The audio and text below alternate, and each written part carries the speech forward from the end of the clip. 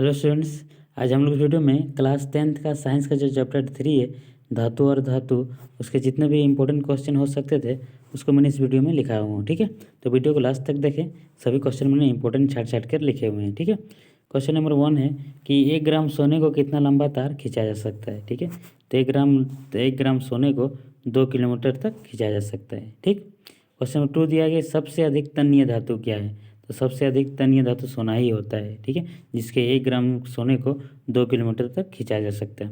Question number 3 दिया गया है कि विद्युत का सबसे अच्छा चालक क्या है। चालक माने जिससे विद्युत धारा बहुत आसानी से प्रवाहित हो सकती है, जिसमें कोई इसी प्रकार का रुकावट ना हो, तो वो होता है तुम्हारा चांदी। विद्युत का सबसे अच्छा चालक होता है। पीवीसी क्या है, तो पीवीसी एक कृत्रिम बहुलक होता है, मानव द्वारा निर्मित बहुलक। ठीक है, प्राकृतिक बहुलक का बात पूछेगा तो रुई होता है प्राकृतिक बहुलक। ठीक है, याद रखिएगा। क्वेश्चन 5 है कि एक ऐसा धातु जो द्रव अवस्था में पाया जाता है, और क्वेश्चन ठीक से पढ़ लीजिएगा, क्या दिया गया अधातु, तो अधातु होता है ब्रोमीन, अगर धातु पूछेगा तो पारा। ठीक है, क्वेश्चन नंबर 6 है इनमें से कौन अधातु है लेकिन चमकदार होता है, तो आयोडीन होता है जो अधातु है और चमकदार भी है। क्वेश्चन नंबर 7 दिया गया है धातुओं की प्रकृति कैसी होती है, तो धातुओं की प्रकृति होती है विद्युत धनात्मक। क्यों? क्योंकि धातु इलेक्ट्रॉन का त्याग करके धन आयन बनाते हैं। ठीक है, क्वेश्चन नंबर 8 दिया गया है कि लोहा एवं स्टील की वस्तुओं को जंग से बचाने के लिए उस पर किस धातु की पतली परत चढ़ाई जाती है, तो जिंक की। ठीक है, इस अभिक्रिया को क्या कहते हैं, या सतलेपन या जस्तीकरण कहा जाता है। क्वेश्चन नंबर 9 है कि एक्वा में हाइड्रोक्लोरिक अम्ल और नाइट्रिक अम्ल का अनुपात क्या होता है, तो इसका अनुपात 3:1 होता है। हाइड्रोक्लोरिक अम्ल 3 याद रखना और नाइट्रिक अम्ल 1, उल्टा भी पूछेगा तो 1/3 हो जाएगा। नाइट्रिक अम्ल और हाइड्रोक्लोरिक अम्ल का 1:3। ठीक है, क्वेश्चन नंबर 10 कि ऊष्मा का सबसे अच्छा चालक क्या है, तो ऊष्मा का सबसे अच्छा चालक होता है तुम्हारा चांदी, ऊष्मा का भी और विद्युत का भी। ठीक है, याद रखिएगा चांदी होते हैं। कि धातुओं को पतले तार के रूप में खींचा जा सकता है, तो धातुओं के इस गुणधर्म को क्या कहते हैं, तन्यता।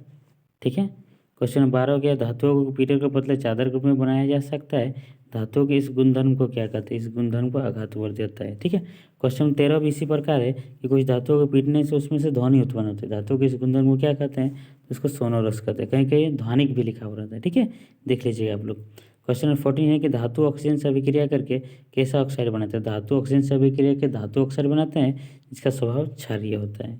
ठीक, क्वेश्चन नंबर 15 दिया है कि अधातु ऑक्सीजन से अभिक्रिया कैसा बना सकते हैं, तो अधातु जब भी ऑक्सीजन से अभिक्रिया करेगा तो अधातु ऑक्साइड बनाते हैं, उसके साथ क्या बनेगा, उसका जो अभी स्वभाव होता है वो कैसा होता है, अम्लीय होता है। ठीक है, क्वेश्चन नंबर 16 है कि उभयधर्मी ऑक्साइड नहीं है इनमें से, तो उभयधर्मी ऑक्साइड होता क्या है, जो अम्ल और क्षार दोनों के गुण को प्रदर्शित करता हो। ठीक है, तो यहाँ पर होता है सोडियम ऑक्साइड। ठीक है, ये क्या है, उभयधर्मी ऑक्साइड है। अब देखते हैं क्वेश्चन नंबर 17 कि पीतल मिश्र धातु है, तो पीतल से आप लोग इसका मिश्र धातु याद रखने के लिए आप लोग इसका ट्रिक याद रख सकते हैं, पिताजी, पिताजी। ठीक है, पी से पीतल, पीतल हो गया, पीतल का मिश्र धातु क्या आ गया, ता से तांबा और जी से जिंक। ठीक है, तो तांबा और जिंक होगा उसका मिश्र धातु पीतल का, तो तांबा का लिखते हैं हम लोग कॉपर और जिंक का Zn। ठीक, क्वेश्चन नंबर 18 दिया है कि कांसा का मिश्र धातु क्या होता है, तो कांसा से याद रखना काटी, मतलब कॉपर और टीन, तो कॉपर और टीन, तो कॉपर और टीन कहाँ पे है, तो ऑप्शन बी सही है, कॉपर और कॉपर का Cu और टीन का Sn। स्टेनलेस स्टील मिश्र धातु है किसका है, तो स्टेनलेस स्टील होता है Fe, मैंने लोहा, निकेल और क्रोमियम का। ठीक है, अगर खाली पूछेगा स्टील मिश्र धातु है तो लोहा और कार्बन का होता है। ठीक है, याद रखिएगा। क्वेश्चन नंबर 20 है कि जर्मन सिल्वर इनमें से कौन सी धातु नहीं है, तो जर्मन सिल्वर में सिल्वर नहीं होता है।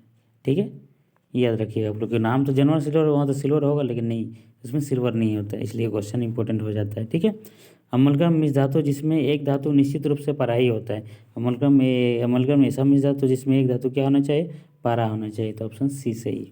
क्वेश्चन 22 है कॉपर के संक्षारण में कौन से रंग की परत चढ़ जाती है, तो कॉपर जब वायुमंडल के कार्बन डाइऑक्साइड से अभिक्रिया कर लेता है ना, तो कॉपर कार्बन का एक परत बनाता है जिसका रंग हरा होता है।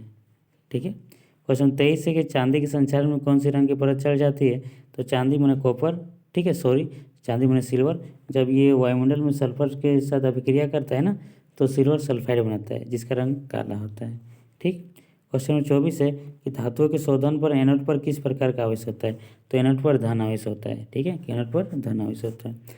धातुओं के शोधन में एनोड बनाए जाते हैं, तो एनोड बनाए जाते हैं अशुद्ध धातु के बनाए जाते हैं। ठीक है, अगला क्वेश्चन देखते हैं क्वेश्चन नंबर 26 कि बॉक्साइट किस धातु का अयस्क है, तो बॉक्साइट एल्युमिनियम का अयस्क होता है, ठीक है।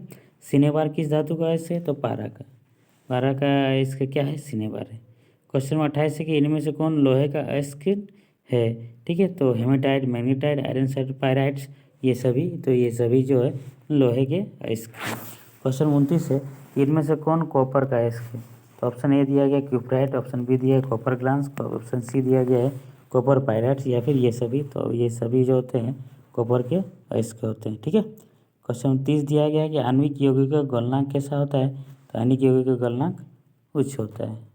क्वेश्चन 31 दिया है कि इनमें से सबसे अधिक अभिक्रियाशील धातु कौन है, तो अगर सबसे अभिक्रियाशील की बात होता है तो पोटेशियम, उसके बाद होता है सोडियम। क्वेश्चन में 32 का दिया गया शुद्ध सोना कितना कैरेट का होता है, तो शुद्ध सोना 24 कैरेट का होता है। क्वेश्चन 33 दिया गया कि निम्न में से कौन उपधातु नहीं है यहाँ में से, तो सिलिकॉन है, जर्मेनियम है, एसएन से टीन होता है, एसबी से एंटीमनी होता है, तो टीन नहीं होता है उपधातु, ठीक है। क्वेश्चन 34 दिया गया आभूषण बनाने के लिए कितने कैरेट सोने की आवश्यकता होता है, तो 22 कैरेट सोने की आवश्यकता होता है, ठीक है। अगला क्वेश्चन देखते हैं।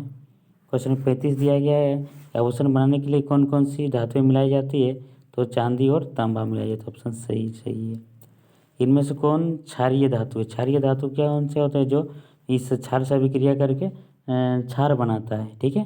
क्षारीय ऑक्साइड हाइड्रोक्साइड बनाता है, ठीक है। तो यहाँ में से कौन होगा, ये सभी जो आवर्त सारणी के पहले समूह में आते हैं, ठीक है। इनमें से कौन क्षारीय मृदा धातु होते हैं, तो क्षारीय मैंने क्षार मैंने हाइड्रोक्साइड बनाएगा, ठीक है, मैंने क्षार बनाएगा, और उसके साथ साथ वो कहाँ पाया जाता है, पृथ्वी के भूपट्टी में पाए जाते हैं, वे क्षारीय मृदा धातु कहलाते हैं, ठीक है। ये आवर्त सारणी के दूसरे समूह में आता है, तो बेरियम, बेरिलियम, मैग्नीशियम, ये सभी आता है, तो ऑप्शन डी सही है। क्वेश्चन 38 दिया गया साधारण गंधक आणविक सूत्र कितना होता है, तो S8 होता है। फास्फोरस का आणविक सूत्र कितना होता है, तो P4 होता है। एल्युमिनियम पर मोटी ऑक्साइड की परत बनाने की प्रक्रिया को क्या कहते हैं, तो एनोडीकरण कहते हैं। सबसे हल्की धातु, तो सबसे हल्की धातु लिथियम। सबसे भारी धातु पूछेगा तो सबसे भारी धातु ऑस्मियम। सबसे मुलायम धातु तो सोडियम, जिसको चाकू से आसानी से काटा जा सकता है। अगला क्वेश्चन देखते हैं। अगला क्वेश्चन दिया गया कि सबसे कठोर धातु, तो सबसे कठोर धातु प्लेटिनम होता है। विद्युत का सबसे अच्छा चालक, तो चांदी सबसे अच्छा चालक होता है। प्रकृति में मुक्त अवस्था में पाए जाने वाला तत्व धातु क्या है, तो प्रकृति में सोना, चांदी, तांबा, प्लेटिनम सभी मुक्त अवस्था में पाए जाते हैं। लेकिन थोड़ा सा पॉइंट याद रखना, 2 पॉइंट मैंने लिखा है नोट्स में, कि सोना हमेशा मुक्त अवस्था में पाया। अगर क्वेश्चन पूछेगा कि कौन सी ऐसी धातु जो हमेशा मुक्त अवस्था में पाया जाता है, तो सोना, ठीक है। और चांदी, तांबा तथा प्लेटिनम भी मुक्त अवस्था में पाया जाता है, लेकिन उसके साथ साथ ये अयस्क के रूप में भी पाए जाते हैं, ठीक है।